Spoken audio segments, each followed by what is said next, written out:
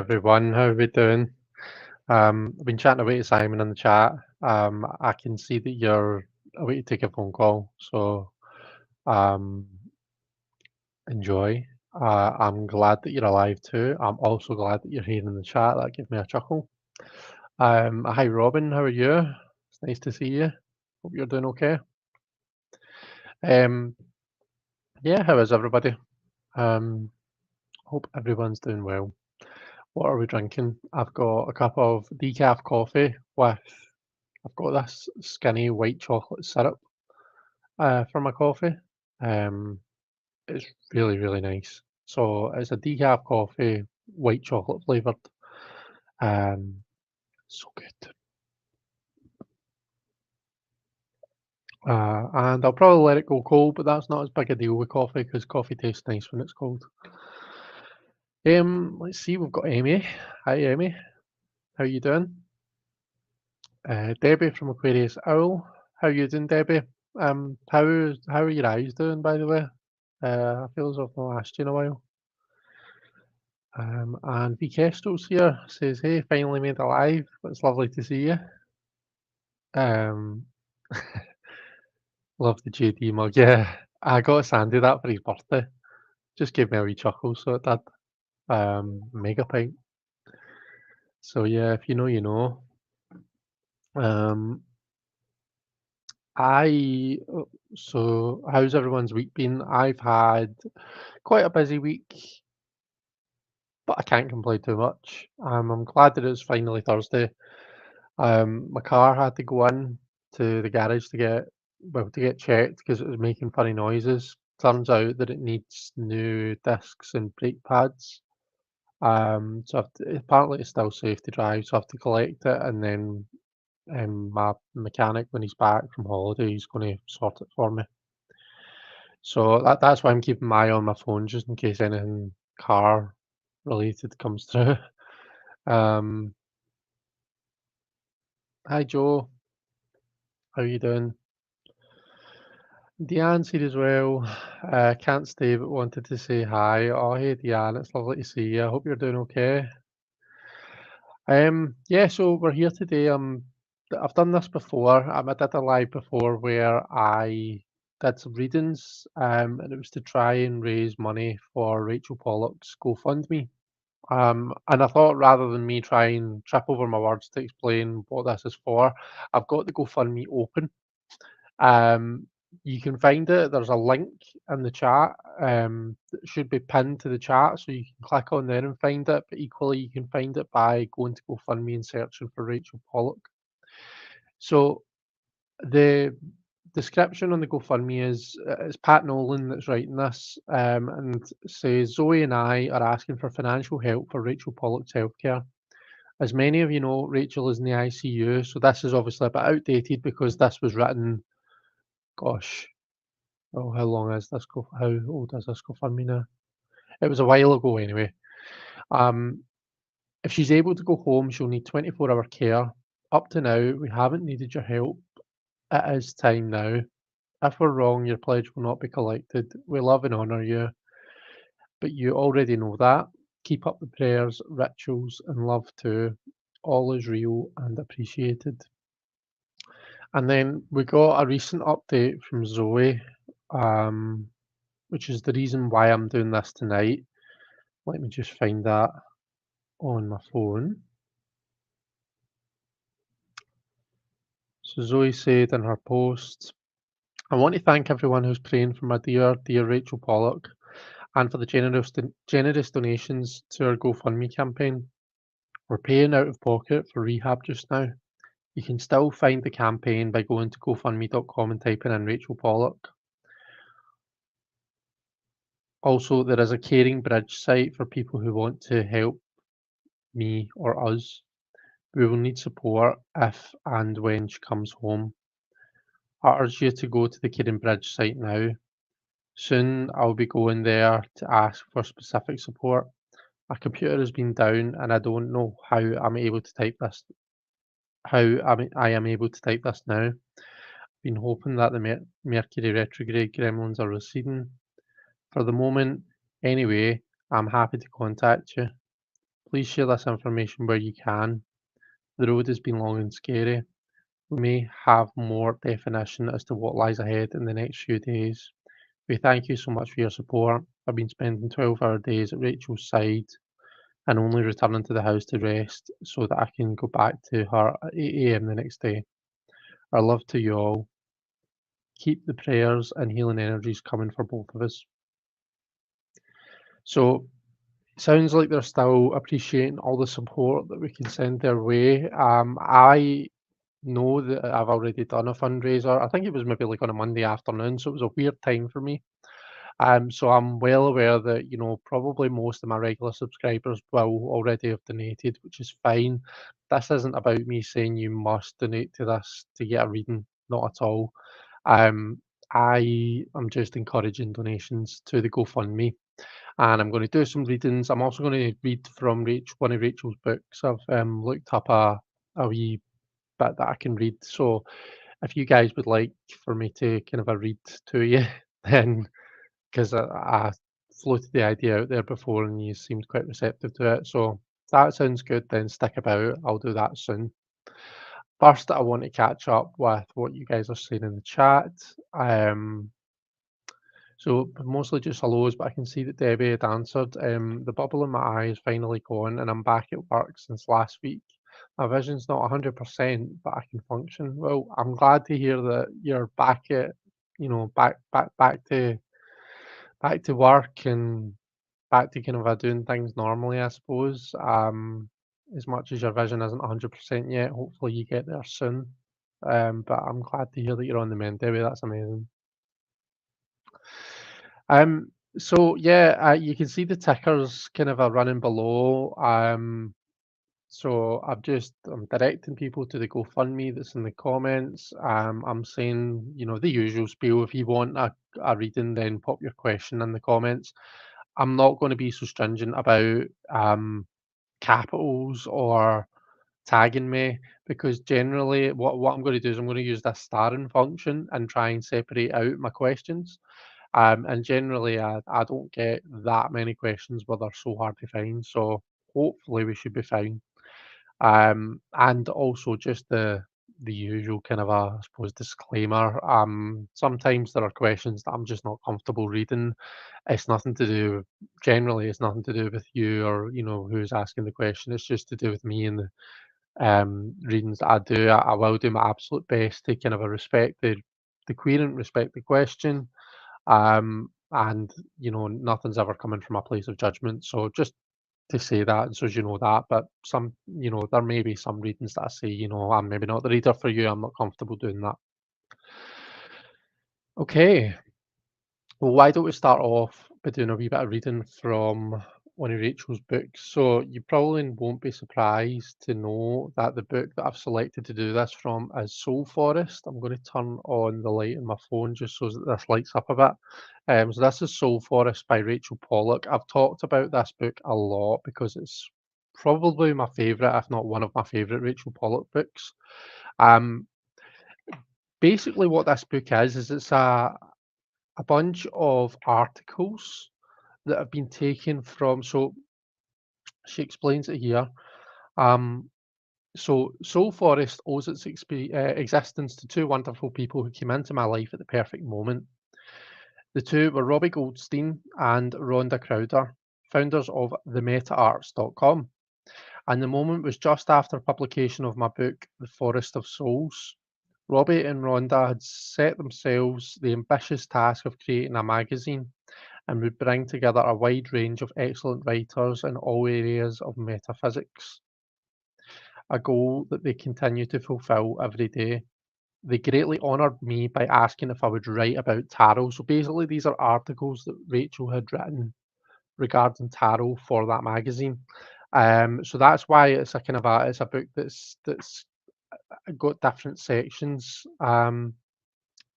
So what I'm going to read to you um, is basically it's a wee discussion and then a reading about different types of tarot readings that we can do.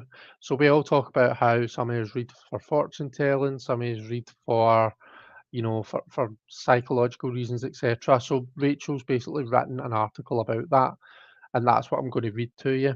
I'm going to take you through the reading that she did as well, and I've got the kind of other cards ready to display from her Shining Tribe Tarot. I'm going to have the book here where you can see it and read along with me. If you have the book yourself and you want to get your own copy and read with me, then it's page 30, Spirits Open Unknown Locks from June 2003. And it's called Three Kinds of Readings. Okay.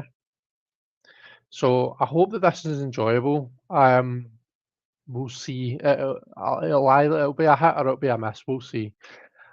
So without further ado, let's read. So in my last column for the Meta Arts, I discussed two ways to read tarot cards, which I called after chapter 71 of the Tao Te Ching, ignorance and knowledge.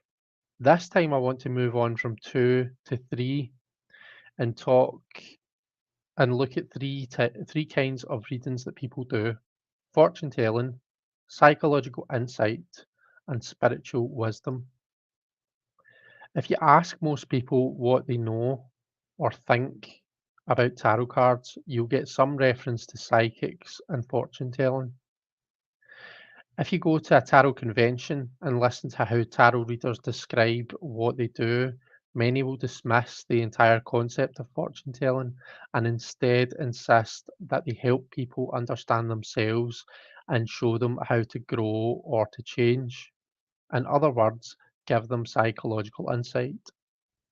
Perhaps a fewer number will say that they help people see their divine purpose in life or in the current incarnation or ways to connect to sacred truth. These are kinds of spiritual wisdom readings, but not the only kinds. The split between fortune telling and psychological insight is an interesting one. The Tarot Renaissance of the 1970s and later coincided with the rise of therapy as a sort of mass movement compared to the earlier assumption that therapy only mattered to people who were severely mentally disturbed. Many tarot readers and writers on tarot absorbed this therapeutic viewpoint so that it seemed natural to use the tarot cards in this way. At the time, tarot retained its popular image as a semi-magical way to find out hidden information, what will take place in the future, secrets.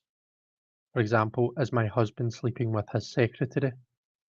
And practical steps such as where to look for work.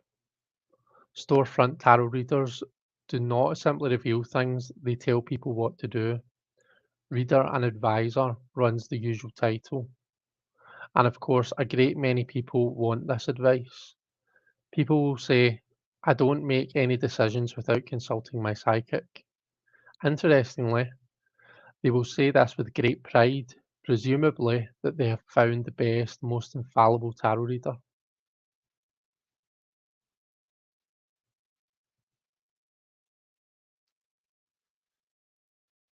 Those who read for insight often dislike both the approach of fortune telling and the tarot's reputation for it. They consider such readings disempowering, that is, they take away people's ability to make their own decisions. And it frustrates them that clients come to them with the expectation of magical predictions. At a recent workshop, I led a discussion about the advantages and disadvantages of these different approaches, and had, few people had anything good to say about fortune telling.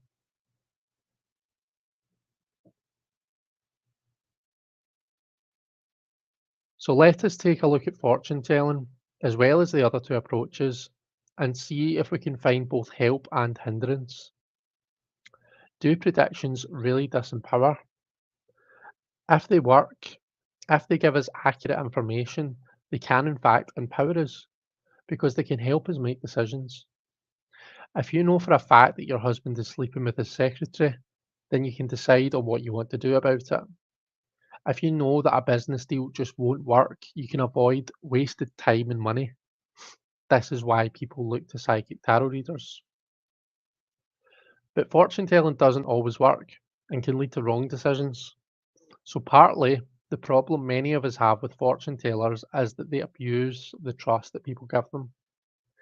In other words, they claim to know more than they can actually see and lead people to bad decisions. And because the process seems so mysterious and powerful, people indeed can trust the reader to make all their decisions rather than figure out their own lives. When you read cards, when you read cards this way, you yourself feel powerful. It tempts you to give people orders because, after all, you can see the future. It also tempts people to focus only on events and not meaning. They look only at the fact of their husband's affair and not on the deeper lessons for the wife or for the wife of her relationship or her own sexuality. By contrast, the approach of psychological insight can focus almost entirely on meaning and ignore events. I've often seen I've often noticed that the spreads that fascinate me from others or that sorry, excuse me. I've often noticed that the spreads that fascinate me from others or that I make up for myself almost never have anything to do with prediction. Instead, they open possibilities of self, knowledge as they give us the chance to look at ourselves. I say possibility and chance partly because the tarot works through random selection of cards, but also because these readings do not automatically tell us about ourselves. We must do a certain amount of work to get the message, and even that statement implies that a set message exists. In fact, the virtue of psychological readings is that we ourselves create the message.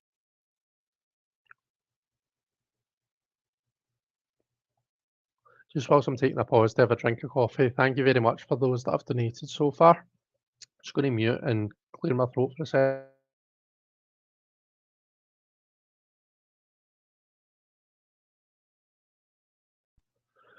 Right, so then what is the drawback? Well, for one thing, we can get so interpretive that we forget that our world exists outside our thoughts. We forget that events happen, and we can start to see everything and everyone as a projection of our own inner emotional states. What then of spiritual wisdom readings? These are kinds of readings that I describe in my book, The Forest of Souls. There are two kinds of readings that I call wisdom readings. In the first, we ask the cards questions about sacred truth, such as what is the soul? In the second, we create a spread based on spiritual traditions. So, for example, we might do a spread based on Easter and ask how we die and how we are reborn. These spreads can transcend personal issues and use the tarot to go beyond our own narrow perspectives. But we also can translate them into self-knowledge. What is my soul? How do I die and be reborn? The advantage of this type of reading is that it opens us up to wider perspectives. Even when we do the personal reading, we still look beyond our usual questions. They also can put us in a sacred framework. That is, we can use these questions and the answers that we get to learn to see the world in a different way. But this can become the drawback. We can remove ourselves from the solid reality of our own experience. These are some of the benefits and hindrances of the three types of readings.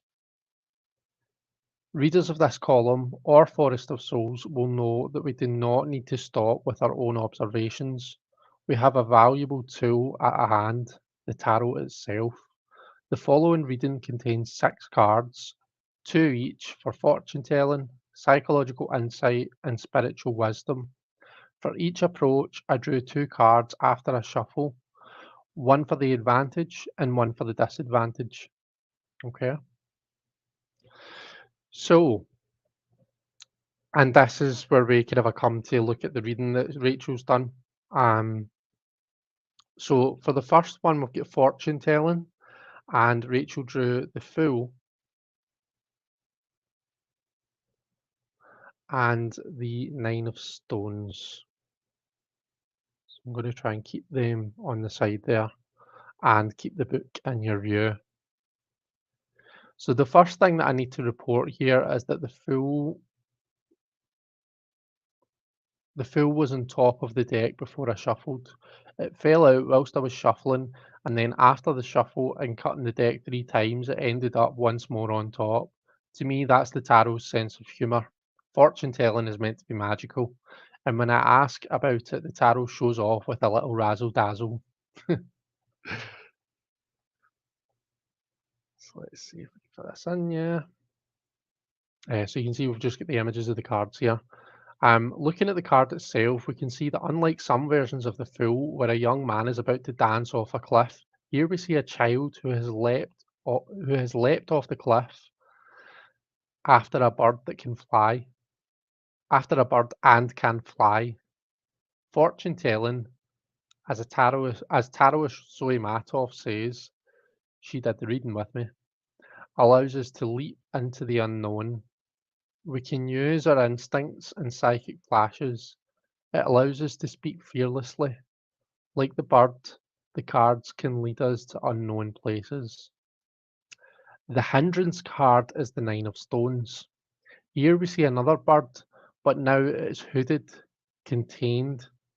Zoe comments that we may try to control the reading too much, or even the questioner.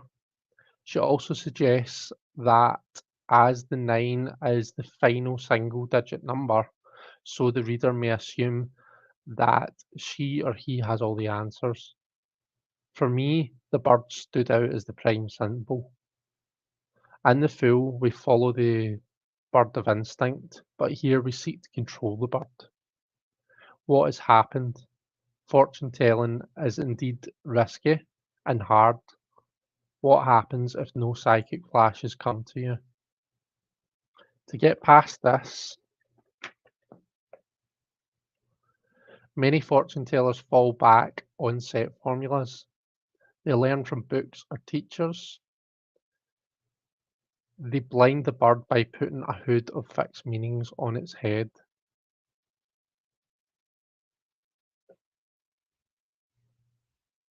Okay, so that was the reading for fortune telling. Next, we have psychological insight, and we have tradition for the advantage cards. And tradition is like the Hierophant, it's the fifth arcanum. And we have the sun as the hindrance. So, psychological insight, tradition, and the sun. Tradition is a variation of Trump 5 called in modern decks the Hierophant, and in older decks the Pope. Some people dislike this card because they see it as a church doctrine telling people what to do. It seems the very opposite of the advantages of psychological insight readings. In a sense, however, these kinds of readings have become the high church of modern tarot readers, with books written about them and workshops given and decks designed for this purpose, such as the Osho Zen Tarot. When we read this way, we have access to a tradition and all the wisdom it contains. Zoe says that Zoe says that such readings can allow us, like therapists, to play the important part of a sort of secular priest. The drawback is the sun. Quite simply, when we focus only on insight, we can become too sunny, too positive, and upbeat, ignoring some of the darker truths that we might that we might find in fortune telling. Instead of genuine insights, we can give out platitudes. In a sense, the problem is similar to the Fool and the Nine of Stones. If we don't really commit ourselves to the true power of this kind of reading, we can fall back on easy answers.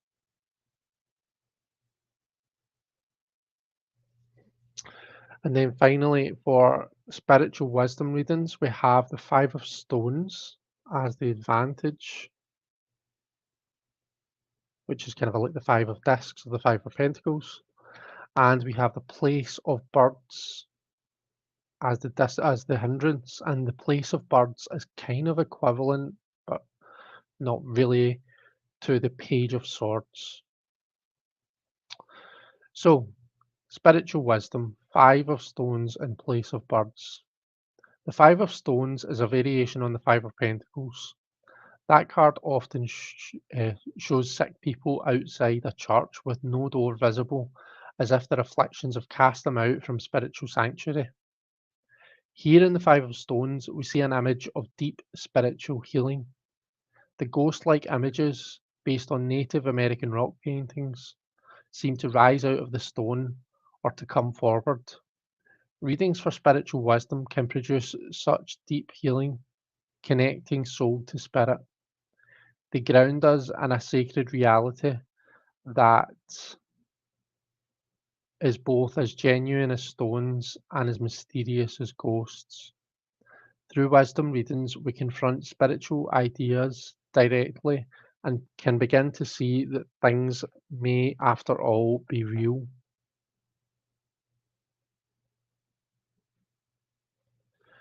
The Place of Birds, on the other hand, removes us from the real and concrete.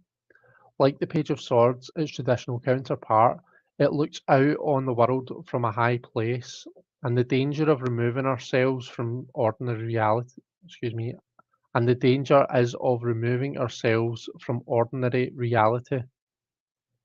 We can get so lofty that we lose any sense of what it means in our own lives. So he says that we get caught in the overview and don't actually live it.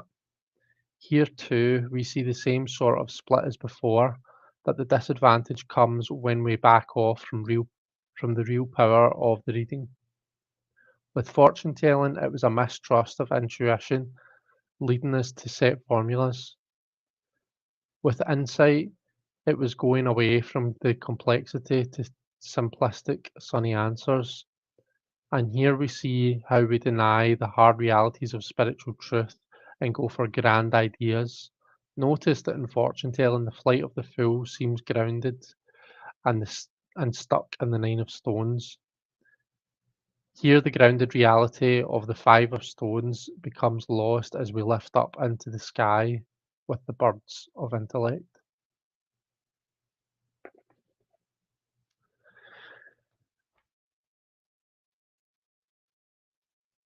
That, guys, is our, our excerpt from Soul Forest. So that was something a wee bit different for us. I hope that you enjoyed that. And I hope that it encourages you to check out this book because, like I say, it really is something special. I think it's brilliant. You've just got a series of wee articles like that, so it's not something you need to kind of read cover to cover if you don't want to. You can just just read random ones and see how you feel. But there's all different kinds of stuff in there. Um, Joe, I can see that you've asked if that was Rachel's deck. Yes, it is. It is the Shining Tribe Tarot by Rachel Pollock. Um, this is the book that goes with it. But yeah, this is Rachel's own deck that she drew herself. And I did a walkthrough of it just recently. If you want to check that out. Right, let me go through and just catch up with any comments, anyone that's come in that I've missed. So I don't think I've really made a point in going through and saying hi to a load of people, did I?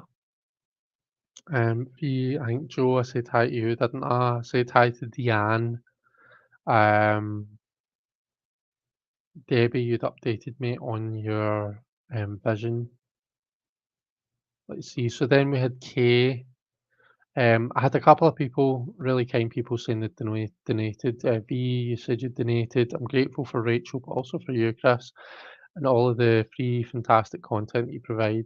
It's the least I can do to support you both. So thank you very much. That's really kind of you. Um, I'm on the phone. I'll go and donate after the book learning. Fortune telling or woo, I find just kind of happens. You can't help it. Yeah. Incontinent woo, as it were, says Joe. Kay is here. Hi, Kay. How you doing? Let's see. We've got Beth from Aspasia Rising, who's also donated. Thank you very much, Beth. Jonathan is here as well. Hi, Jonathan. How are you doing? See, Jonathan ordered 3 of Rachel Pollack's sci-fi novels from eBay and looking forward to reading them. Excellent. What ones did you order, Jonathan? Can I ask? Joan is here. Hi, Joan. How are you doing? Um, Beth says she wanted primitive art based on cave drawings and indigenous art and Jungian symbols. That's quite difficult to say. Justin says, "Hey, Chris and gang, just getting in." Hi, Justin. It's lovely to see you.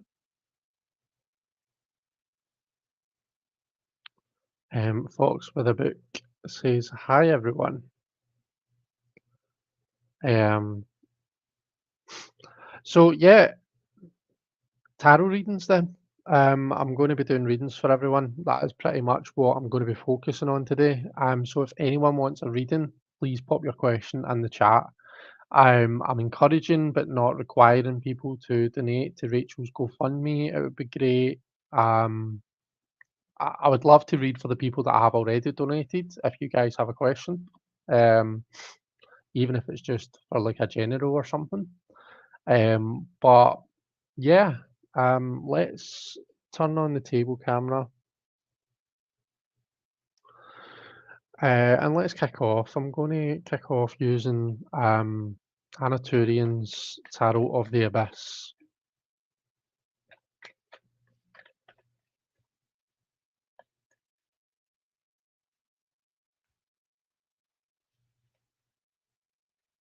That was a wee card for Rachel.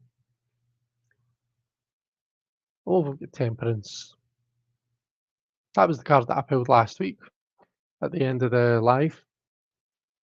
Not that specific one. I pulled it from the Marielle, but it was Temperance.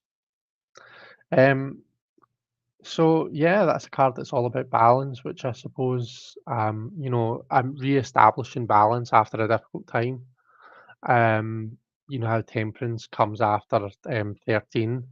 And then we kind of see the Angel of Temperance as kind of she's pouring water from one cup into another. It's almost like she's kind of a rebalancing things, just getting things back to where they should be. So it's another thing that we associate with it is like combining different elements. So that almost makes me think of like and especially when we think the word temperance and think of like talking about our own temper.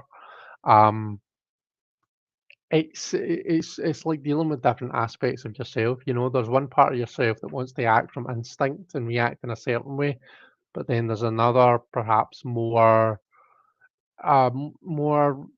sensible, is that the right word to use? More kind of a leveled part of yourself that's like, no, no, we're going to deal with this way. And then what happens is we get a mixture of the both. We see who wins out, and we get some sort of compromise between the two. And that's really about what we're seeing happening in Temperance. We're seeing this combination, this coming together of different elements to make one thing.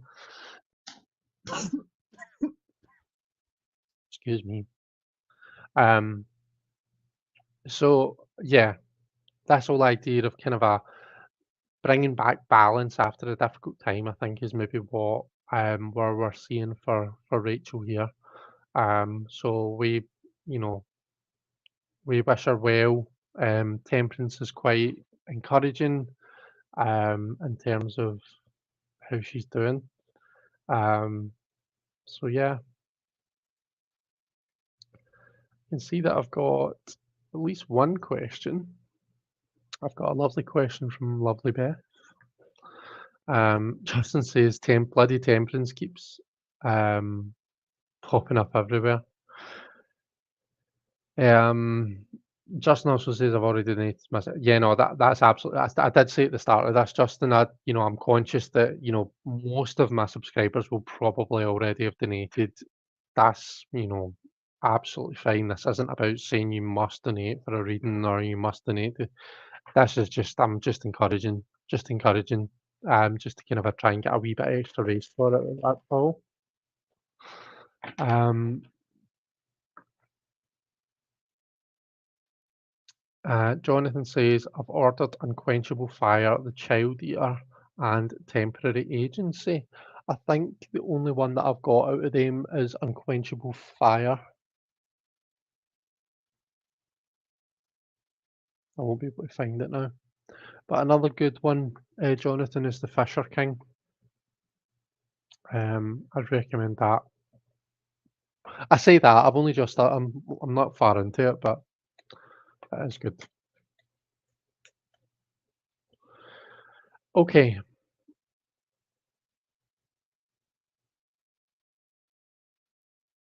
so Beth, lovely Beth from Aspasia Rising has asked, I'm going to send my daughter-in-law an email.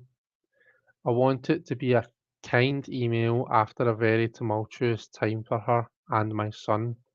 Anything that I should keep in mind when I compose the email?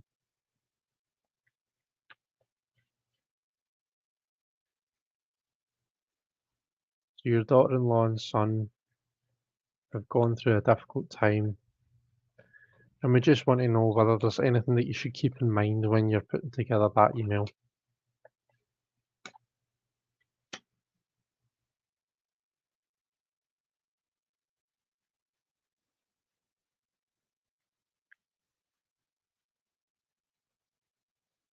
Something that occurs to me just as I'm shuffling, Beth, and just as like kind of a cards are flipping over and stuff is given the tumultuous time that they are going through, um, it might be that,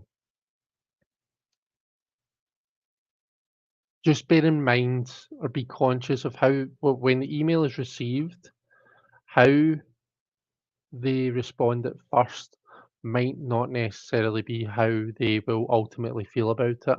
So, if they maybe don't respond, sometimes when you're going through something and somebody does something lovely for you, but you just need to kind of come round and respond to it in your own time, and it's not that you don't appreciate it or anything like that. It's just that, sometimes you're just not in the right space to kind of to get back to people and to open up and all that kind of a thing. So that's just something to bear in mind that comes into my head just as I'm shuffling. Okay.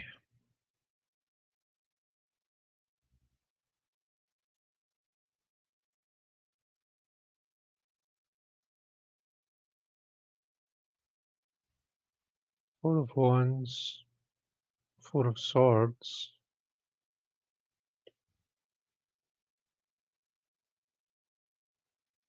and the Knight of Swords. So, in terms of advice and things that you can bear in mind, we've got two four cards that have come up here. Okay. Um, Fours are numbers, it's a number of order and stability. Um, I feel like they might be relying on you and maybe they just their inner circle, the people that they trust, they might be relying on you just as a kind of a safe space. How sometimes when your life's been turned upside down a wee bit, you kind of you take comfort and you take almost like solitude in the fact that um when you you can go to the people around about you and you can find that safe space that you need there. All right, Y- being by yourself, um, your thoughts might be all up in the air, and that might not be as good a place. But you've got those people around about you that you can go to that are a grounded kind of a good a good listening ear. And it's just they're just that kind of a that that safe spot. So I feel like you might be that for them. So just plenty of encouragement, and just bear in mind that you are that safe space for them. Um,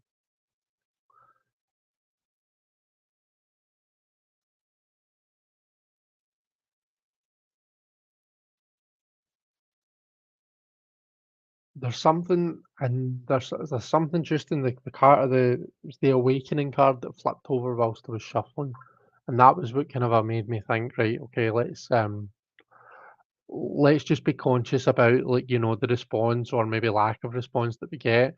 The Knight of Swords has come up, um, and the Knight of Swords kind of comes up sometimes for me when it's talking about difficult conversations. Sometimes I think of the Knight of Swords as my keyboard warrior card. Um, so I don't know, and obviously I don't know enough about the situation to maybe put context on it. Um, but it might be that they've been dealing with some difficult interactions with other people, and again, like that Four of Swords, like you're that safe spot for them. So just kind of bear that in mind, I guess. I kind of feel like whatever you say, you're going to be fine. It's not going to go wrong. Give them the time that they need to kind of just digest, to come round and to come back to you. But I feel as though, um, things are going to be absolutely fine. I don't really feel like you can say the wrong thing. I think just hearing from you is probably going to be a comfort. Um, so yeah, I'm conscious I've just been firing out, yapping random bits of information, and I don't really feel like it's been a particularly coherent reading. But I hope that there's been something in there that's maybe been a bit helpful, Beth. And if you've got anything follow up on that, then fire it into the chat.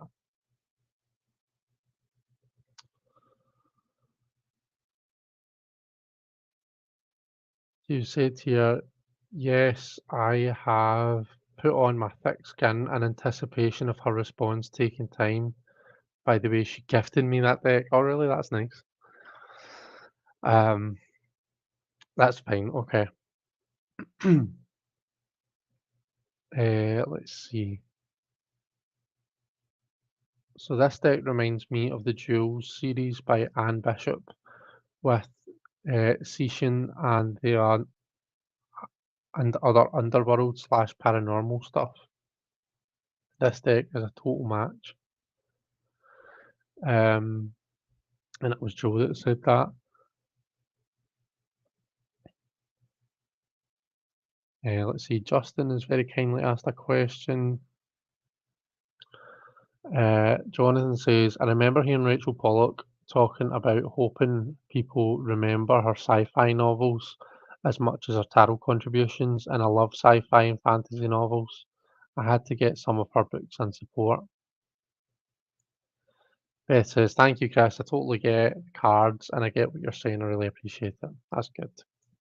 I'm glad. Okay.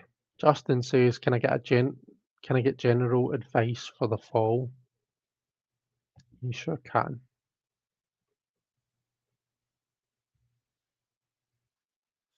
Keep your questions coming, people. I'd like to kind of try and keep some momentum on this, keep this going for as long as I can, particularly since uh, I'm trying to help raise funds, because I'm encouraging donations to GoFundMe. So keep your questions coming.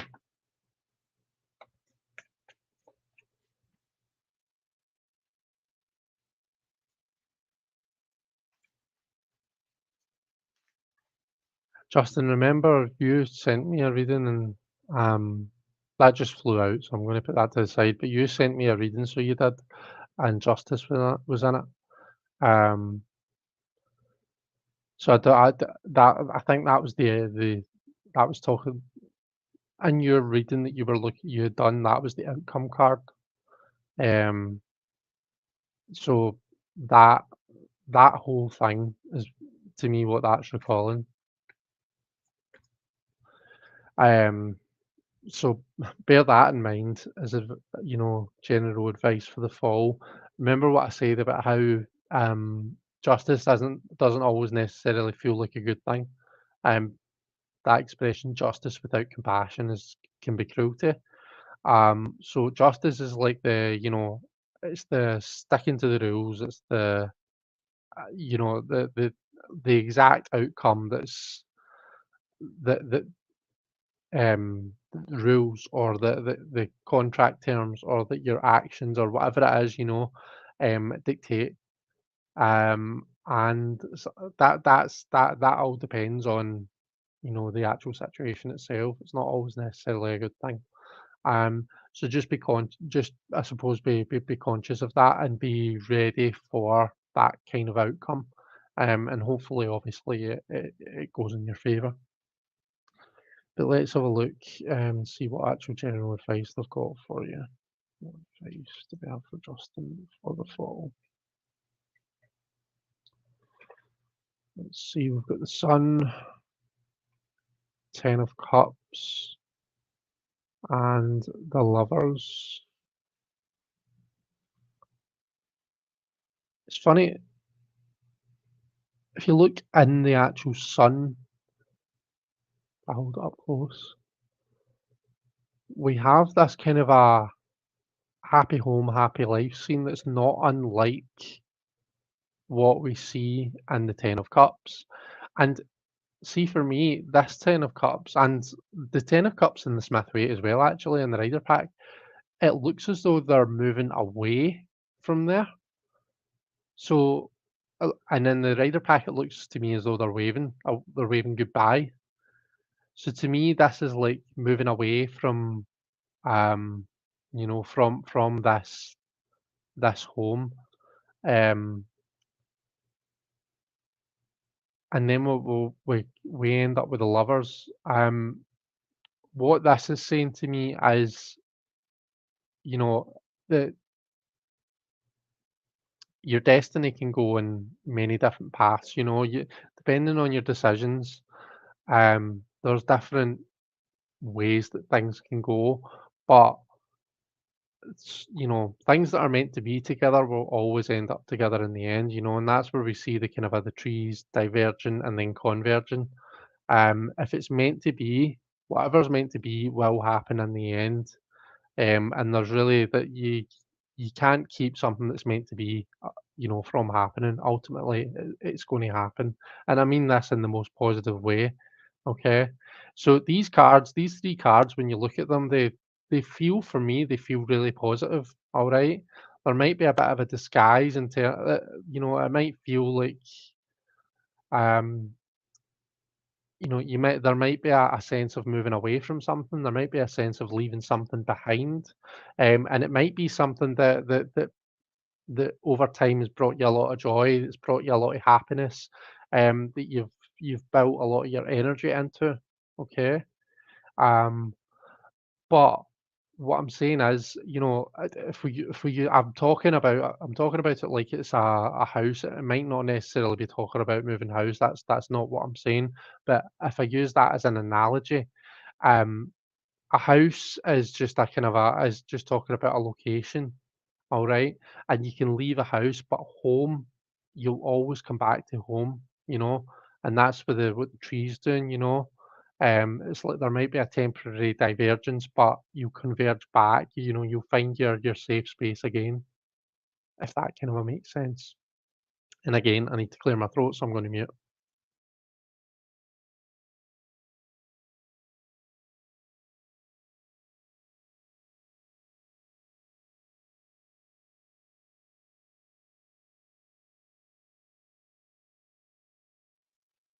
Sorry, Justin, I've just seen your comment saying the box is blocking the card. Can you slide it to your right?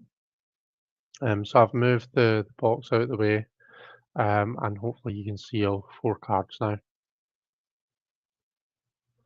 Um, I hope that that's helpful.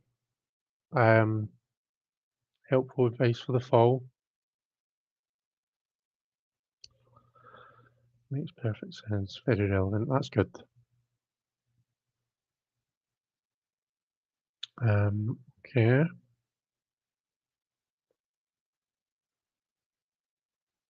Jonathan says, I didn't realise that Rachel wrote comics as well. Yeah, Doom Patrol. Apparently, she wrote a bunch of the current Doom Patrol comics. Yeah, that's right.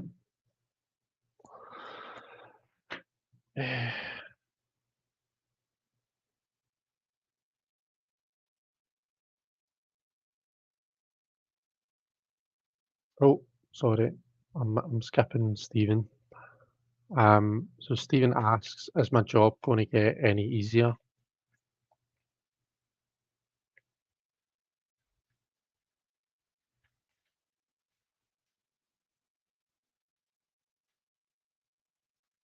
Do you know what I might do? I might change decks actually. Hope Stephen doesn't mind. I hope he wasn't just wanting one because he liked the look of that deck, but I'm going to change over to good old Ryder. Um,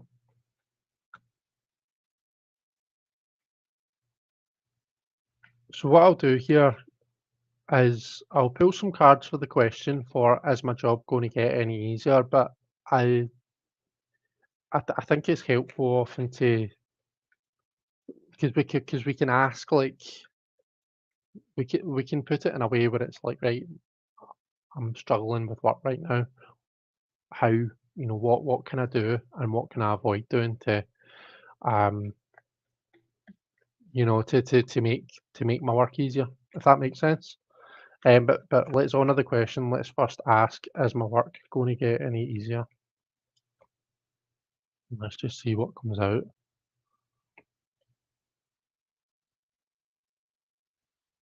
Uh, this could be a yes or it could be a no. What I'm seeing here is that there's a lot more responsibility coming your way.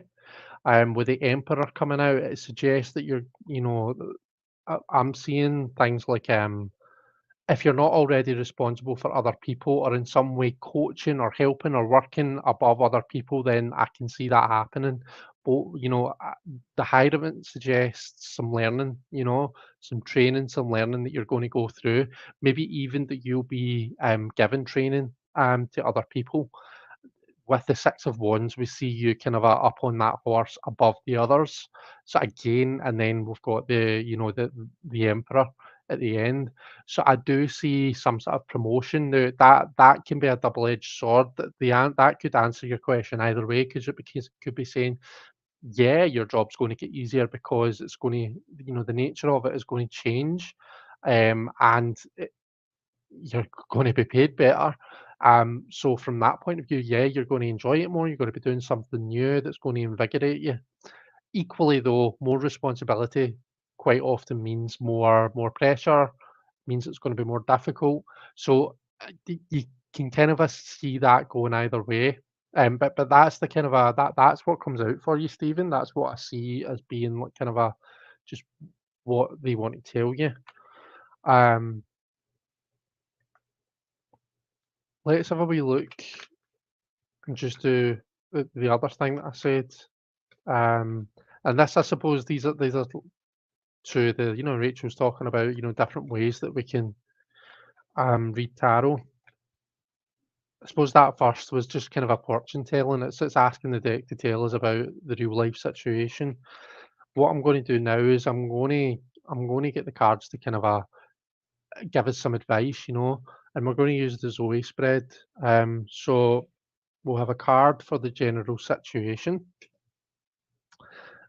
King of Cups, a card for this is what not to do. Don't do this. This is a bad idea. Five of Wands. So don't get into any fights. Be careful. Pick your battles, basically. And then what should we do? The Seven of Wands. Okay. Now let's address these two first. So whatever it is that you're dealing with now, you might find yourself being drawn to getting into arguments, to challenging people, and to getting into spats about what's fair, what you're doing, what you should be doing, etc., etc.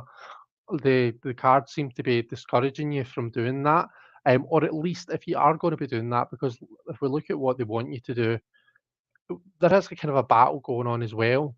But you see how here this person is they've kind of thought things through a wee bit more. They've got the high ground, they've got a kind of a good stance, and they've got this kind of there's this sense of empowerment over the others that are challenging them.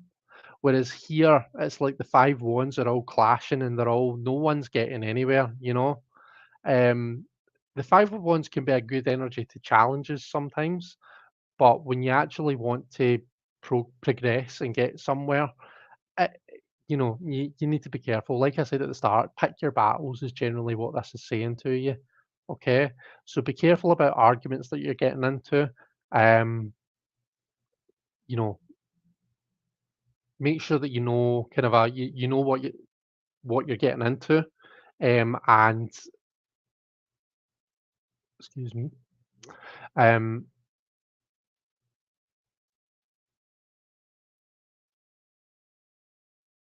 and he loses his train of thought. But for the general situation with the King of Cups, so this to me isn't talking about the technical work that you're doing. This is talking about interactions with the people around about you.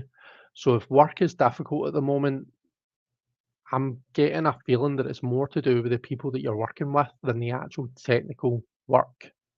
Okay. Um, that's what this spread would suggest to me. Um, stand your ground, but just pick your battles well and know when.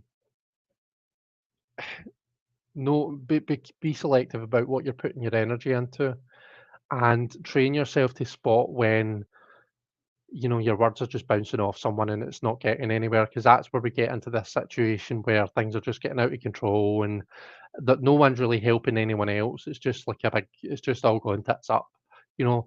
Whereas here, this person's got the high ground. This person's kind of they know their stuff. They're standing their ground. They're defending their position, but they're doing it from a place of kind of a wisdom and knowledge, rather than just reacting. Do you know what I mean, to the situation? So yeah, I hope that's helpful, and I hope that the other cards were helpful as well. And thanks very much for your question, Stephen. It was nice to read for you.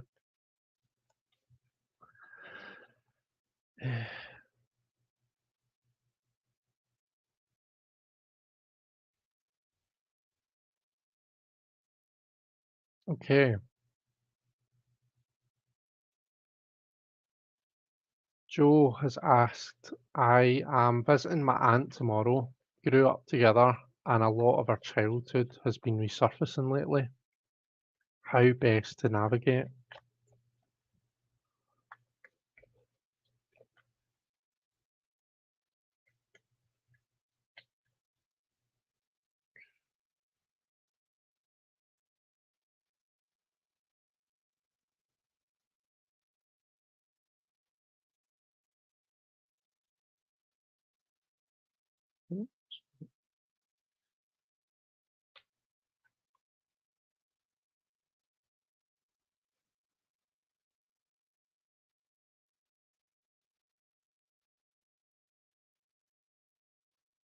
Yeah, sorry, try to do this in a way where we can see all the cards.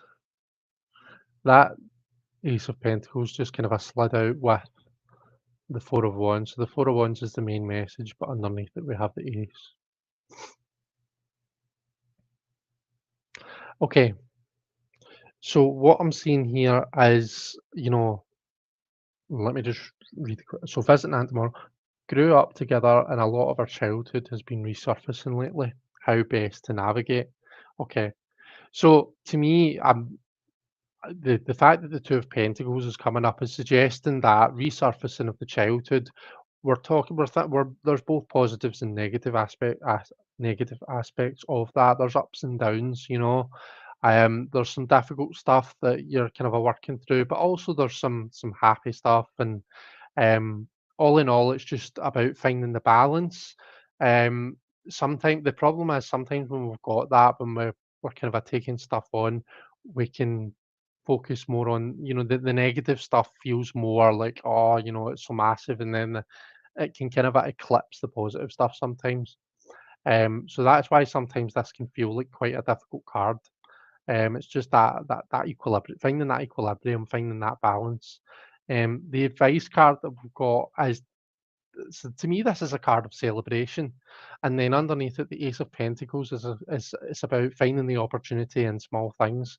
Um, so this to me, and if I've completely misread the situation when I'm saying there will be positives and negatives, um, I apologise. I obviously don't know specifically the situation, um, but the way that I would read this, just based on how the reading is going, is like it's kind of encouraging you to keep things light and to celebrate the positive stuff. There's always going to be time for dealing with the heavy stuff and dealing with the difficult stuff, and you do see that coming out in the end with the King of Swords. There, do you know what I mean? Ultimately, the truth will out. Um, and I think all the King is saying is that, things will end on a very kind of a in a well-rounded and balanced way. But what you're being encouraged to do is just keep things as light where you can keep them light, and keep things balanced. Okay. And to me, when the Two of Pentacles comes up, I often think of it as the spinning plates card. It's a card that sometimes talks about when we're taking on too much. And in the context of your question, it might, when I talk about, how the difficult stuff can sometimes eclipse the positive stuff. That's where you get your kind of a spinning plates card. You're taking on too much. You're trying to do too much at the one time. And to me, the Ace of Pentacles coming in there could be a way of saying, just pick one thing. Of the two things that you're trying to deal with, just pick one and try and deal with that. All right. Don't feel that you need to deal with everything that comes up, completely 100% deal with it tomorrow when you visit your aunt. There's always time later for that. Um, so you said it was darker, no worries. Celebrate how far that we've come. Okay, yeah, cool. I am starting your questions as I go along, but if I do miss any, then please shout at me and let me know. And thanks very much, guys. I do appreciate you guys bringing questions. Um, okay. So I can see, Justin, you've said, Stephen says thanks, tell him he's very, very welcome. Dead on about training, that's good. Your readings are often eerily accurate. Well, what can I say? Must be psychic or something, eh? Uh, my Ace of Cups is upside down. How rude. Anyway, so next I think we've got Jonathan. And this is in terms of career. Where do I go from here?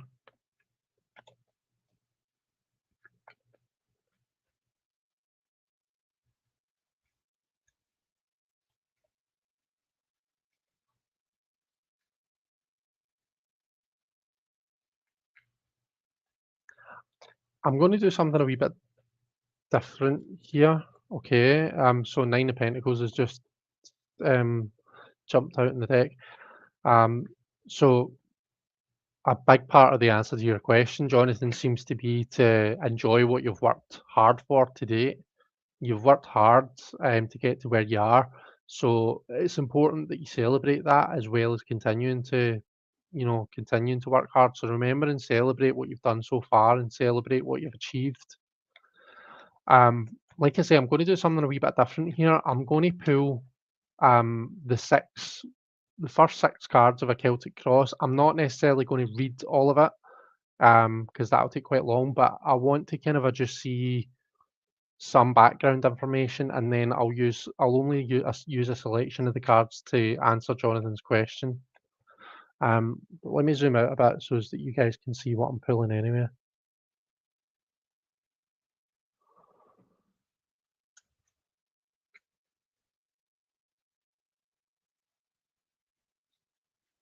Where do we go from here?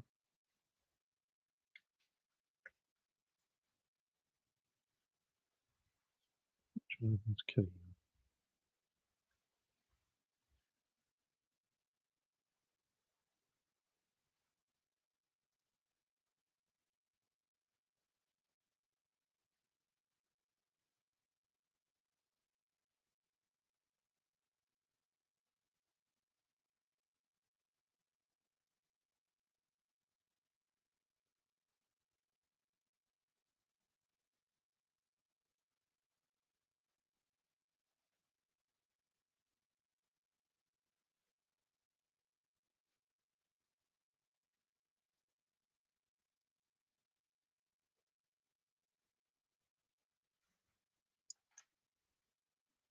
So just quickly then I'll tell you what the spread positions mean to me. So the first one is kind of a, you know, you or the current, who you are in the current situation.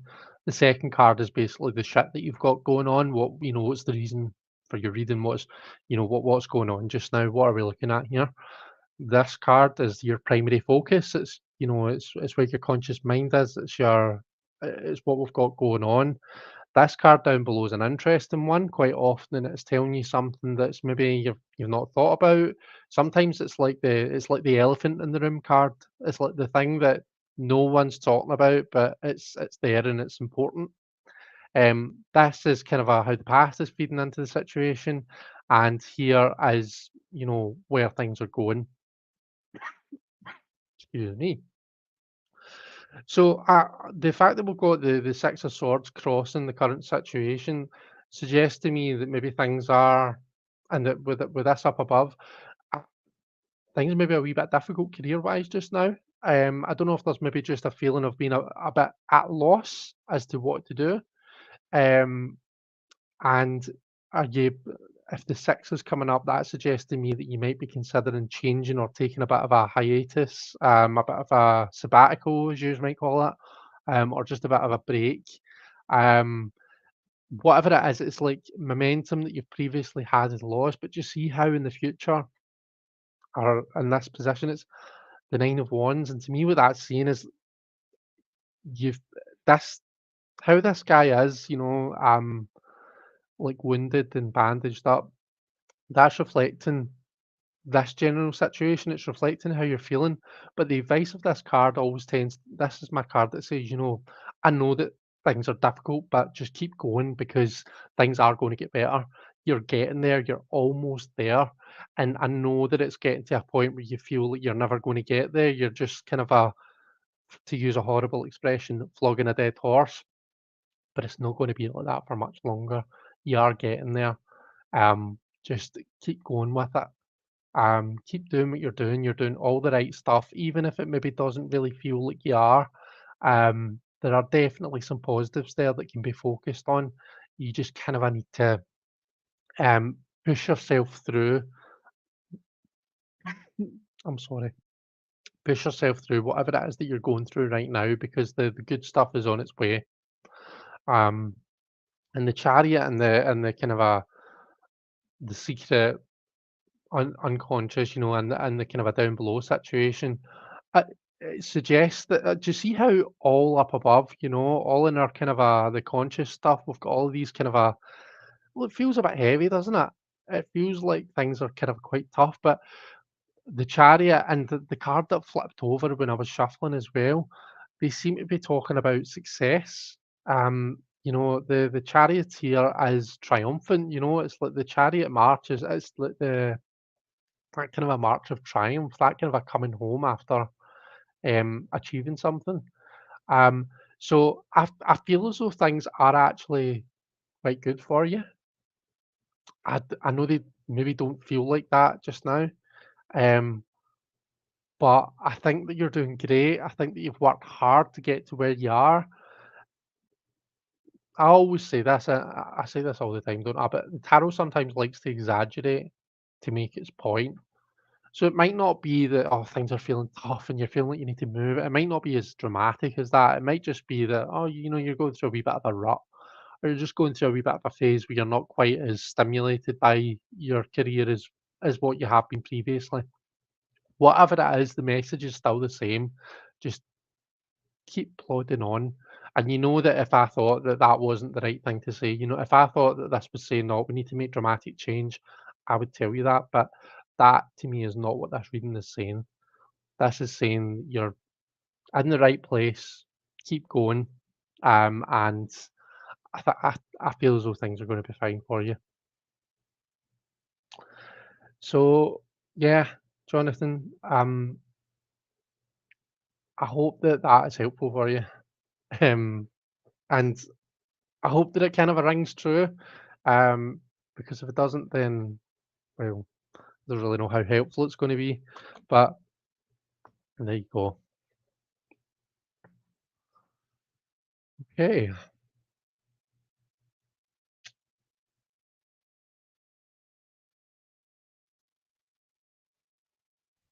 so let's see.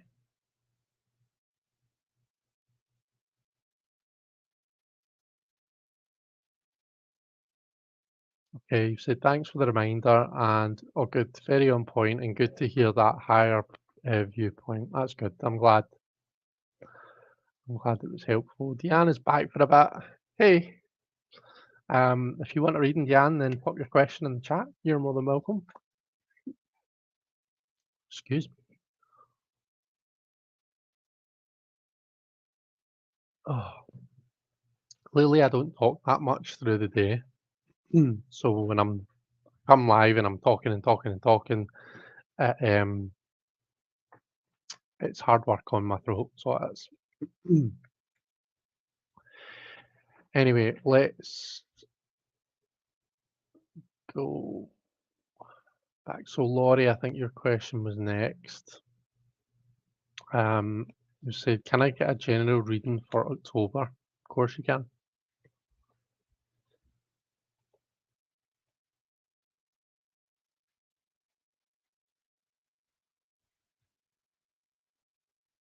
So let's have a look. A general reading for October.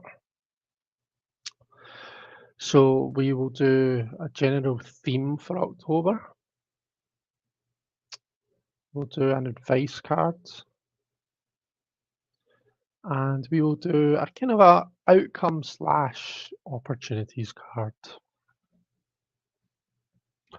And we'll also zoom in because we don't need that big a point of view. Okay, general theme, we've got the Eight of Wands. For me, this is that suggests that, you know, things are picking up, things are moving, there's momentum. Um the in the Five of Discs is the advice card. What that perhaps is suggesting is whilst things about you might be moving at a fast pace, don't don't let it um don't let it drag you along at a pace that you're not comfortable with. You need to remember and go at your own pace. So things might be changing around about you. And I don't know whether this is maybe rings most true to your career, your family, or what. But what it suggests to me is that things are moving, things are changing. There's lots happening around about you, and there might be a tendency for you to get dragged along, for you to get pulled along within that energy, and that's not always necessarily a good thing. I feel as though what the Five of Discs is saying. Do you see how we see like these people kind of moving kind of a slower because they're injured? This person's walking with crutches. This is to me is reminding us we need to remember and walk at our own pace. Go at our own pace. Don't go along with what's happening around about us. Unless we're comfortable to, unless we feel like it's in our favor and we're happy to. Okay, but don't ever feel bad about saying, you know what, no, I don't want to do that today. I don't want to do that just now. I'm not ready to go there or do that or move at that pace or whatever it is, I'm going to move at my own pace. All right. So it's kind of, I suppose, a bit of advice about standing your ground and just making sure that you're looking after yourself. And that's quite nicely, that's where we end up at the Ace of Cups as the kind of a outcome or the opportunity card. To me, the Ace of Cups is a card about looking after yourself at its core. When you look after yourself, you feel inspired, you feel invigorated, you feel full of life, cup of life. Um, you feel happy, you feel joyful, all of those kind of positive things. You've got all of that potential within you. It all starts with loving yourself, it all starts with self care. That's for me, that is what the Ace of Cups is about. And once we can kind of get ourselves to that place, that is when we can kind of open up and have those kind of those healthy relationships with the people around about us, with our family members, with our friends, um, with our surroundings. Okay, but it all starts with ourselves. We have to kind of respect and love ourselves in order to be able to um, have that relation, have that with other people. Um, but to me, it's basically like things are moving fast. You're saying I'm moving at my own pace, and I'm going to look after myself. I'm going to have some. I'm going have a self care day. I'm going to look after myself. I'm going to say no to all this kind of a fast, scary, fiery energy that's happening. I might take advantage. Some of it is happening in my favor, so I might take advantage of some of the things that are happening. But I'm quite comfortable to say no, not that's not for me. I'm just going to kind of do this in my own way. Thanks. So yeah, that's how I would read that. That's my general for October for you. So I hope that that's helpful, Laurie. And thanks very much for your question.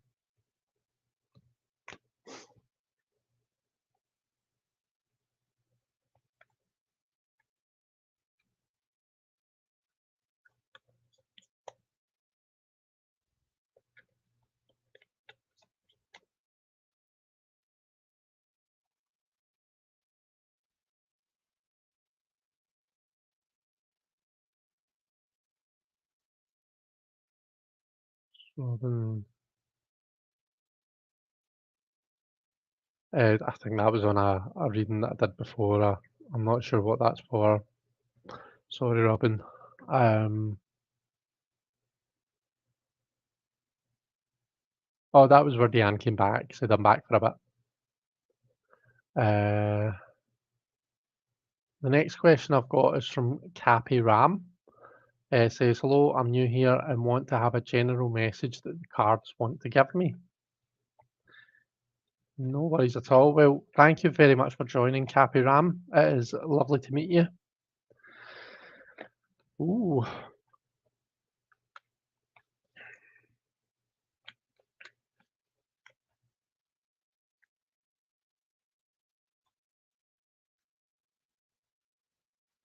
and I'll be delighted to read for your question.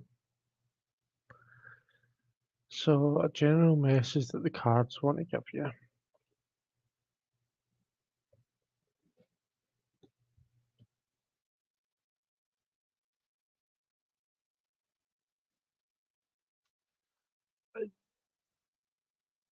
I actually feel as though the cards are redirecting you a wee bit here. To me, this is, and I'm just picking up intuitively about this, but I feel as though this is about your dreams.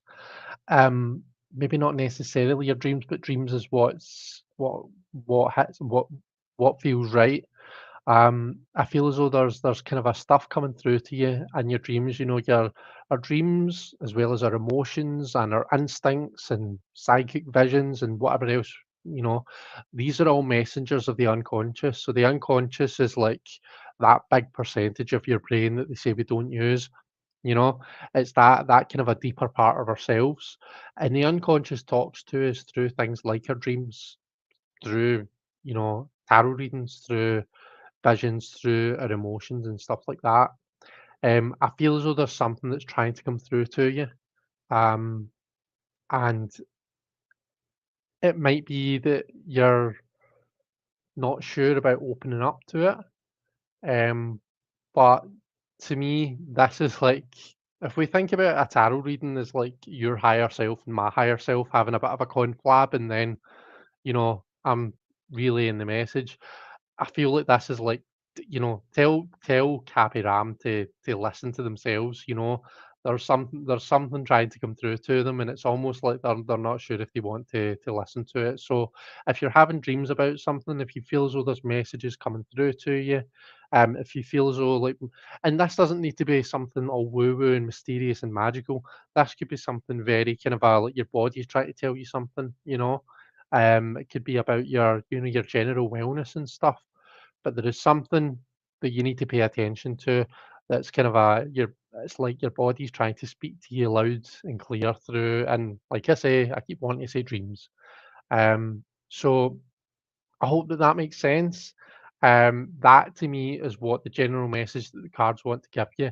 Because even like the High Priestess, it's all about those kind of those inner messages. It's all about the subconscious. It's all about those messengers and that kind of a connection between our conscious selves and our kind of a more mysterious unconscious selves.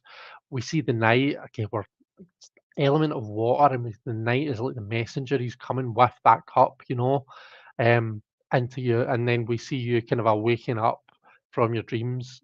So yeah, there is something loud and proud. There's something that your dreams or that your higher self is trying to tell you loud and clear. And I don't know if you're ignoring it or if you're just not really sure whether to trust it, but what this is saying is you need to trust it. I hope that that makes sense.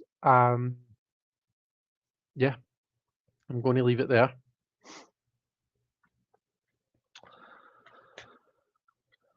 But thank you very much for your question and welcome again. Thanks very much for popping in.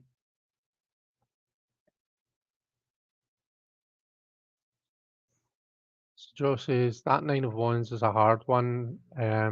Is asking for more energy to get your creative endeavours over the line. It's for Jonathan's reading, wasn't it? I have you all out at the frog pond, filling it up because the water is a bit low. Perfect fall evening. Oh, that's nice. I hope all the wee froggies are okay. Oh, Jones, you've asked a question. So Laurie says, yes, I feel pressured to do more than I'm physically able in several areas. I need to remember that my needs are important too. Well, you're very welcome. Thank you very much for your question.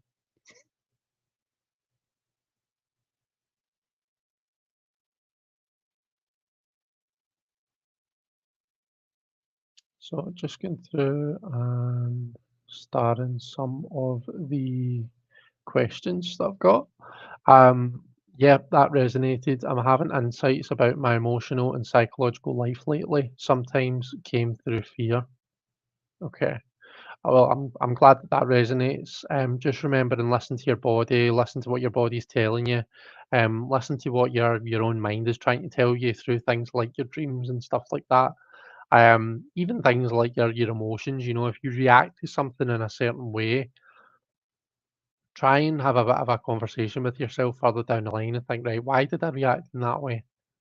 Um, yeah.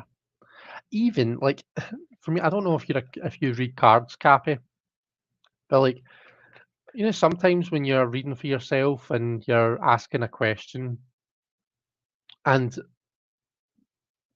either like before the card comes up, you find yourself like you're hoping that a certain type of card comes up, or hoping that a certain type of card doesn't come up.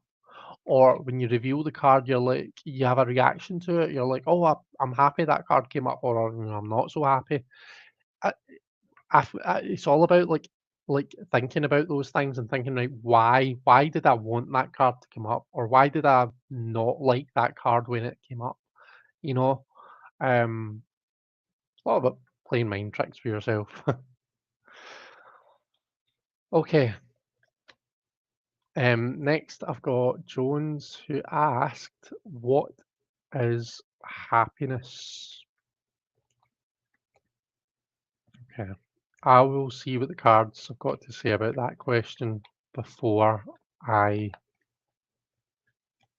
give my own answer for it. What is happiness? I'm going to pull one card, and this is the card I'm going to pull. Happiness is the Hermit. So happiness is being at one with our own inner knowledge, our own inner self. It's about spending that time with yourself. Sometimes, yeah, sometimes it's in solitude. But it's about spending that time with yourself and have developing that self-awareness and getting to know that kind of a wisest part of yourself and being comfortable with yourself to a point where you don't care what anybody else thinks. Okay, all your star is to is encouraging other people. It's inspiring other people to do what you're doing. Okay, and what you're doing may seem to some like it's a bit weird or it's a bit, why are they doing that? Um, but when you're it's like when you're comfortable enough with yourself, you've developed that inner wisdom, and you're comfortable with yourself to a point where you almost act like a beacon to other people. Um, so that is how the tarot seems to be answering your question. Um, what I think is interesting, I want to say that the answer to that question might be different for different people. So that might be what happiness is for you, you know. But then if I was to ask, right, what's happiness for Justin? What's happiness for Deanne? What's happiness for me? I wouldn't necessarily get the same answer. Well, I probably wouldn't get the same card there, but I'm probably going to get different styles of answers for each of us. So I suspect that happiness is different depending on who it is that we're reading for.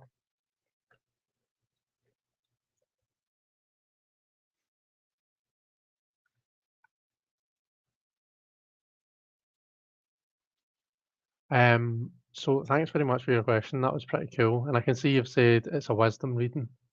And then you've said, damn, this is also a very personal reading. Thank you. You're very welcome.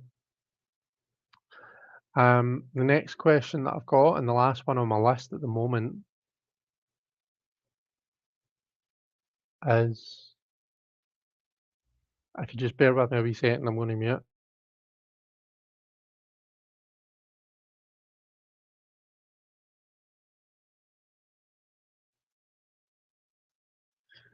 Um, Sorry, I am back. So the next question on the list is from Sumya Jha, and you've said new subscriber liked you. Thank you very much. That's really kind of you. You've said, is Tilak Raj or Nityam my twin flame? I don't know if you're still here, Sumya. Are Tilak, Raj, and Nityam three different people? Or is it Tilak Raj and Nityam two different people? Can you clarify before I start reading? Because it will make a difference to how I pull cards for you. Um, Tilak, Raj, or Nityam. So if you're still here, if you could let me know how many people it is that we're talking. Are these three different people or two different people?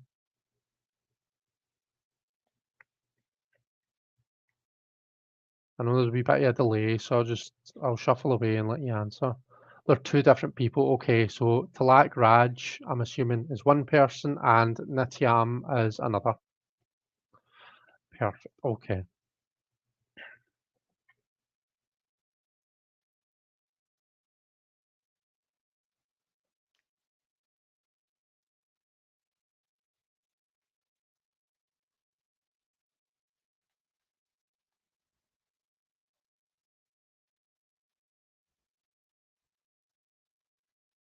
Okay.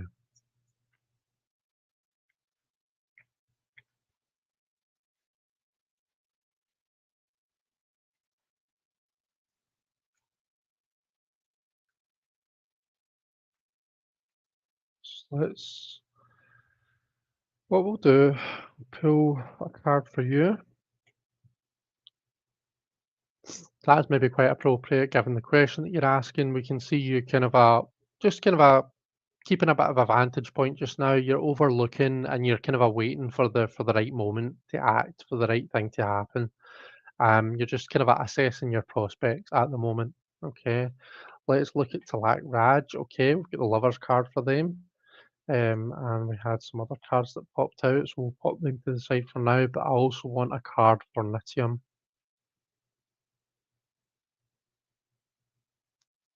Okay,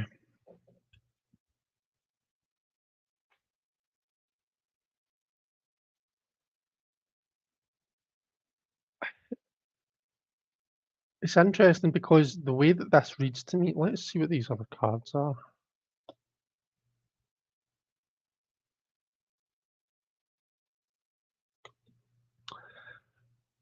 I can see that there's a, so I can see like the kind of the other stuff that you've said. You've said Talak Raj was my ex and was toxic. Um, Nityam is the second person, two different people. Nityam is a mature guy whom I saw, never talked, but I felt that he was uh, a nice soul. I wanted to know, is any of them my twin flame? See, if I'm honest, I'm not getting much in terms of Nityam, and I think that's just because there hasn't been much interaction between the two of you. Okay, so I'm getting the Four of Swords, which is kind of like the quiet card. It's the rest card. Not much is happening here. The Swords kind of represents a bit of a break. Um, a bit of a silent period. So I just feel as though they're not really talking much about Nityam. There is a lot on Black Raj. You've got the Lovers card, and then in the background we've got the Hanged Man and the High Priestess. Now, what I would say is we've got three major Arcana cards. Okay, so in terms of your path and your growth, your own development, I feel as though that relationship was big for you. It's major, hence three majors, but it represents a much bigger, I suppose, plot point in your story than perhaps what Nitiam does. Um, Now, you've said that this person was quite toxic. I don't know if that's maybe because that this high priestess energy, the high priestess can come off as really, really cold. Um, because they're not the best at communicating. Okay. So I don't know if it's maybe something to do with the lack of communication. You've felt out of the loop. You felt as though they don't kind of consider you and keep you up to date on their feelings and stuff like that. Um, the hangman maybe represents the fact that they are your ex. That perhaps represents a bit of um a break from something. It can sometimes mean like a sacrifice, so it can represent the end of something. It can be something that's come to an end. But I mean, the lovers card. I mean, to me, if you hadn't told me that extra information, and you just said to me, right, it's got to be one of these two. Which one do you think? I'll be totally honest with you. I'll just go with what the cards are saying. I would probably be likely to say that this person seems much more significant for you than what this person does. Um, but just with that extra information in mind, obviously you need to kind of take this information on board and use it to make a decision for yourself. Um, the lovers can be a card about choice as well, remember. So ultimately, it is your own choice. It might be that there's another person that comes along for you who's even more right for you. But just based on those two, I would say Black Raj is seems like the more significant plot point for you. Um, so yeah, to be fair, what you've asked me is either of them your twin flame. I mean, I would say based on just the information that you've told me, I obviously don't want to encourage you to, and I don't want to say, yeah, this person is your twin flame, and encourage you to get with someone who you've said is toxic and I'm assuming isn't right for you and isn't good for you, just based on what you're saying. Um, were they a significant part of your story? Yeah, I would say that they were.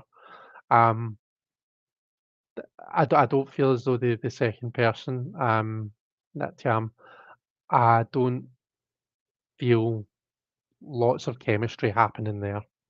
I'll be honest. I'll say that for sure. Um, but I hope that I feel bad because I feel as though I've kind of maybe dodged your question a wee bit. I'm not really meant to dodge it. I just feel as though I haven't properly answered it. But hopefully I've given you enough information to be able to answer the question yourself. Um, so yeah, I hope that that was helpful, Sumya. And thank you very much for your question and for subscribing. That's really kind of you. Okay,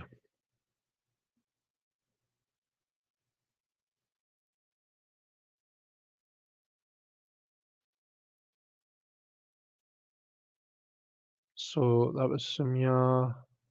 Uh, Yam is loving Jones's reading.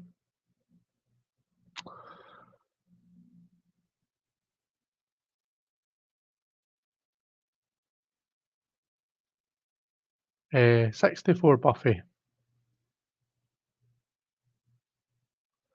says hello. Um, Maybe choose a card for me. Something that I most need to hear. Love, money, health.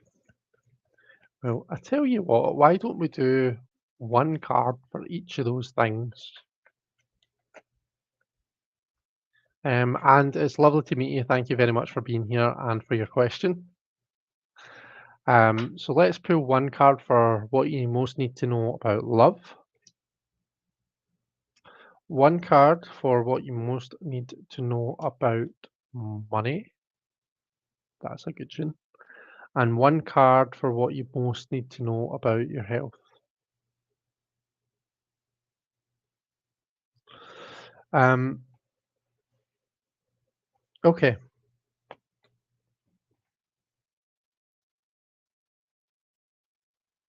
so for love then, I'm this is the Leo card, right? Leo is a very passionate. It's the sign of passion and sex and love, like physical love, and um, like it's about those passionate connections with other people. Um, the strength card itself, we obviously see a unique relationship shown here between the maiden and the lion. Sometimes it's shown as more of a wrestling match, but here we see it's one of mutual respect. So in terms of love, this feels really positive. Okay, this would suggest that there's an energy around about you, or there's something around about you. There's the potential for a relationship where you can have this kind of a mutual love and respect. Now, what I would say is for the strength card, for me, the lion and the maiden are both aspects of ourself. Okay, this is about our kind of our animal instincts, and our desire to be noticed and to be popular and all those kind of a things. And then the maiden is that kind of a more level head. And what we see here is the balance of power between the two. And that almost like that kind of a equilibrium. It's like taming the animal inside. So this card can be just talking about these can be different aspects of yourself. Okay. So what it could be saying is that in order to kind of invite those energies in your life, if you're looking, if you're wanting to kind of bring love in, to do so, the first thing you need to work on is yourself. Once you can kind of um, strike this balance right for yourself, excuse me, then that's when your soulmate is going to show up. It may well be that you've already got your person. And this might just be kind of a reaffirming that it's a kind of a really good match, a really good relationship that's born out of respect, passion, love, and all those things. But if you've not already got someone, then I think it looks pretty good. What also looks good is money. The King of Pentacles is like the king of the financial world, you know. Um, so what this suggests is that if you don't already feel in control of your kind of a material world of your finances, then there's definitely the potential for you to do so, for you to gain that control. Um, it might take being a bit boring with your spending, what it might be saying is that you need to kind of take a bit of a more sensible approach, look at the bigger picture, you know, um, get right into the nitty gritty, look at your if you've got online banking, get the spreadsheets out, look at your online banking, work out how much you're spending on all the different things. So this is what I'm spending on rent, this is what I'm spending on food, heating, electricity, all of the necessities, all of the necessary things, this is what I'm spending, all right? And then look at, right, this is what I'm spending on luxury things, things that I don't need, that I could maybe cut back on. The king could be telling you to look at things that way and bring it, use that knowledge to bring about a wee bit more control over your finances. And then what was the other thing? The other thing was health, and we had the Page of Swords coming up. Um, the Page of Swords, it feels like a bit more of a, an up in the air, as it were. Um, you might not get the joke, but the swords is an air suit. Um, so maybe you've not been feeling great lately. Maybe your health, there's a wee bit of a question over that. I What I would say about the page is just make sure that you're listening to your body. Make sure that if there's, you know, if you do feel as though you're not well, then that you're taking the necessary medical advice. Remember that the swords are cards about, the mind and logic and things like that. So do the sensible thing. Listen to your body. If you are feeling unwell to a point where you need to seek medical attention, make sure that you do so.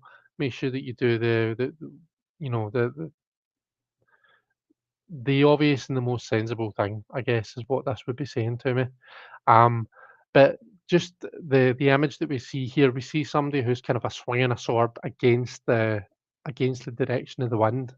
Okay, so that's just, I guess, what it is that makes me think that maybe you're having a wee bit of a more difficult time in the kind of a health area than what you are in these other areas just now. Um, so just yeah, just make sure that you're being sensible about it. Make sure that you're seeking the expert advice that you need for that kind of a thing. Okay. Um, so yeah, I hope that was helpful.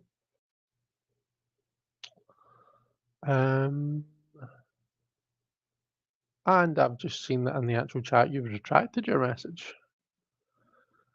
Unfortunately, it doesn't retract from StreamYard, so I'm sorry if you decided against that and decided you didn't want your reading. Um,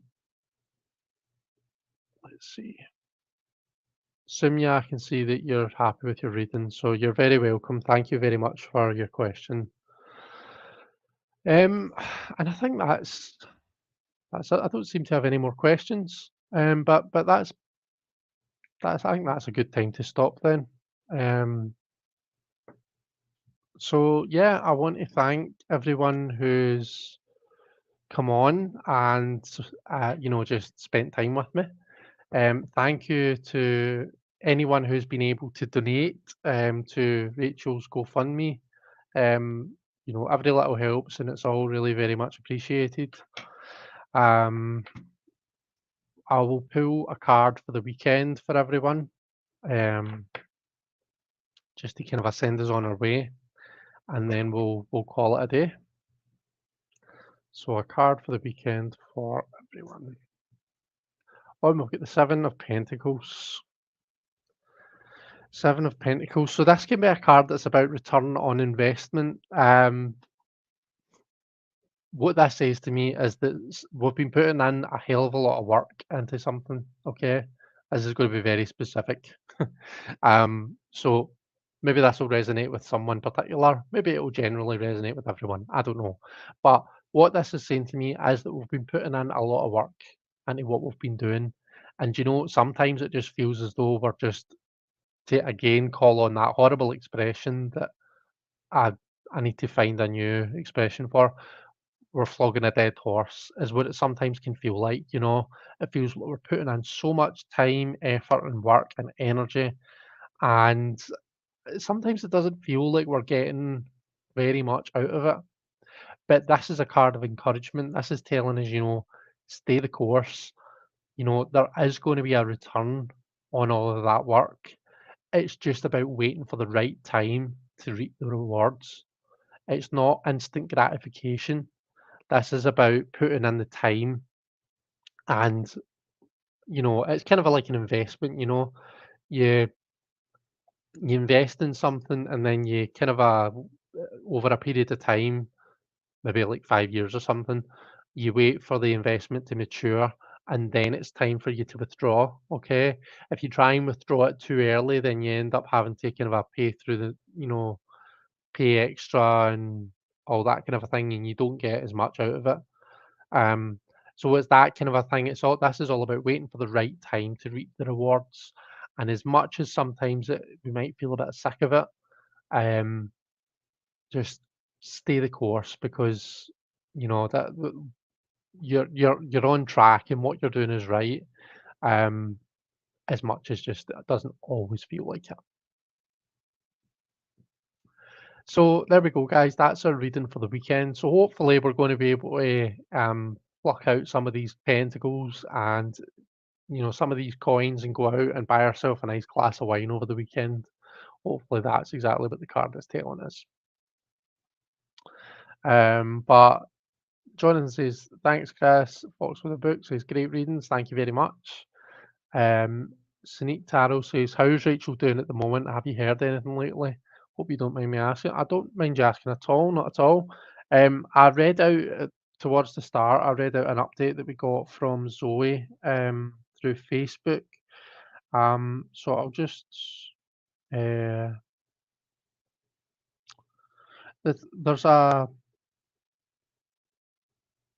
there's a site where like, updates are given. As I understand it, they're not out of the woods yet. They're still going to need to kind of still need to, like medical care, and still potentially, probably going to be needing to get like home care and stuff like that for Rachel. So not out of the woods yet, but things are kind of moving in a positive direction, we hope. So that's probably the best update that I can give. Um, Laurie says, thanks for doing these. Even the ones that aren't from me give me things to think about. Oh, you're so welcome, and thank you very much for saying that. Stay the course. Got it. Larkin. Hashtag Larkin, says Gerald. Hi, Gerald. It was nice of you to pop your wee head in at the end and say hi. Okay, guys. Um, Thank you so much for being here. I really appreciate it. It's been lovely spending the evening with you all. Take care. Lots of love. Have a great weekend, and I'll hopefully see you all soon. Bye bye.